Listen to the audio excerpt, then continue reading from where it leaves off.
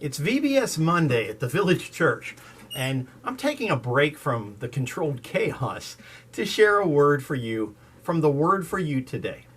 And on this day when dozens of youth are sharing the light of Christ with about 140 children, it seems appropriate that we start a series encouraging us to live in the light.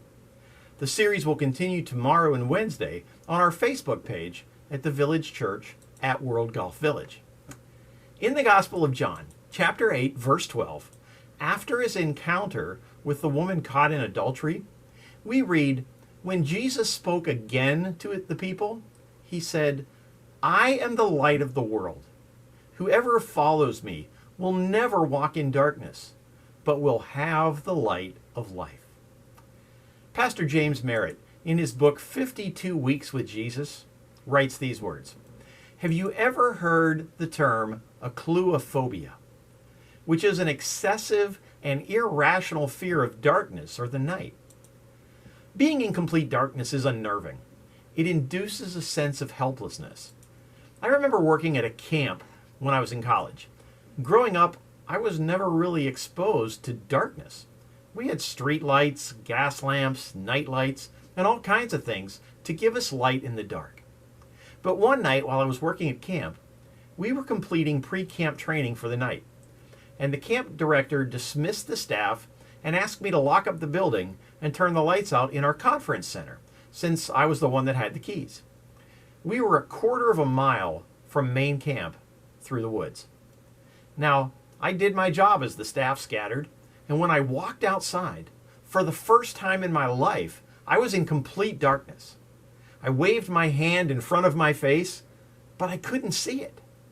I panicked, and I yelled for help. I was paralyzed with fear. Fortunately, several staff members came running back. They took me by the hand, and they walked me back to the main camp. And yet physical darkness is nothing compared to emotional, relational, and spiritual darkness. Today, you may feel like you are in a dark place with no way out.